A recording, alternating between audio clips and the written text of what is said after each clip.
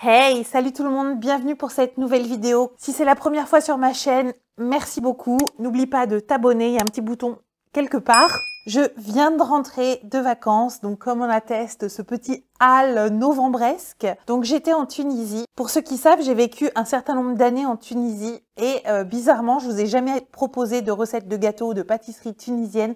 Donc heureusement, c'est chose faite. Et à cette occasion, je voulais vous présenter un gâteau qui est juste délicieux. Alors je vous préviens, il est pas très diète, mais il est super bon. Ça s'appelle harissa sucré. Peut-être que des images vous parleront mieux que des mots. Du coup, je vais vous laisser découvrir à quoi ça ressemble et juste après, on ira à la recette.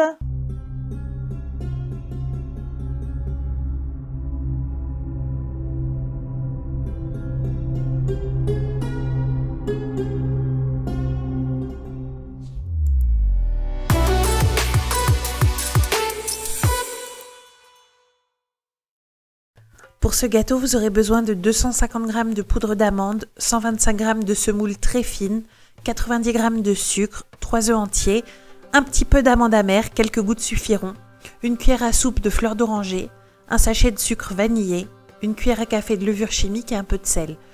Tous les ingrédients seront en barre d'infos. Je vais commencer par mettre dans la cuve du robot mes œufs entiers et mon sucre. Je vais ajouter quelques gouttes d'arôme amande amère. J'utilise celle de Pâtisse Décor que je trouve très goûteuse. N'en mettez pas trop, sinon ça goûtera très fort l'amande. Je mélange. J'ajoute mon arôme naturel de fleur d'oranger, donc j'en mets une pleine cuillère à soupe parce que c'est assez léger. J'ajoute mon sucre vanillé, donc c'est de la vraie vanille de Madagascar. Évitez les sucres vanillés qui sont complètement chimiques. J'ajoute un peu de sel, c'est un exhausteur de goût. Je vais ajouter ma semoule, vous voyez qu'elle est très fine, on dirait presque du sable.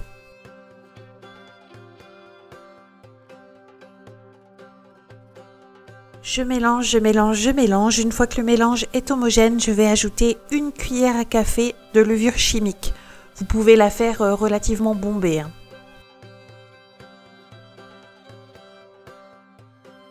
J'ajoute ma poudre d'amande, donc celle-ci n'est pas très fine. Ça provient du gros sachet que j'avais acheté sur Amazon.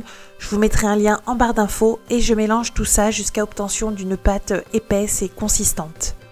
J'huile un moule.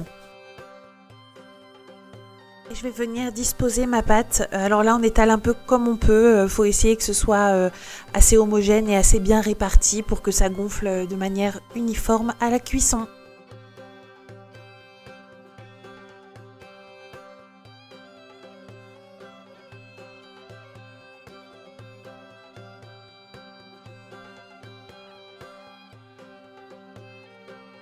Et c'est parti pour une cuisson de 25 à 30 minutes à 200 degrés.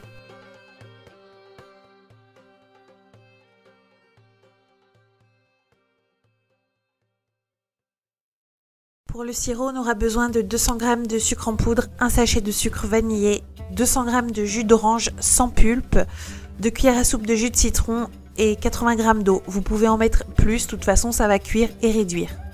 J'ajoute les 2 sucres ainsi que le jus d'orange et jus de citron dans une casserole. Je verse l'eau, je vais porter à ébullition. Il va falloir laisser chauffer assez longtemps afin que ça réduise et que ça ait une consistance sirupeuse. Pendant ce temps-là, mon gâteau est sorti du four, il est encore chaud. Je vais le couper en carrés. Je laisse réduire mon sirop. Une fois qu'il a bien réduit, je vais pouvoir le verser sur mon gâteau et imbiber.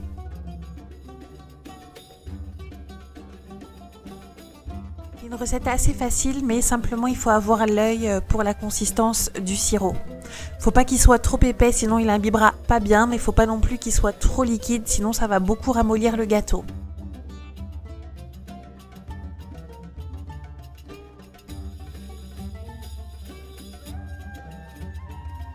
Je retourne mes gâteaux pour que ça imbibe des deux côtés, puis je vais pouvoir les décorer. Donc vous pouvez mettre des amandes effilées. Moi j'en avais pas, donc j'ai mis des noix de pécan, c'est très bien aussi.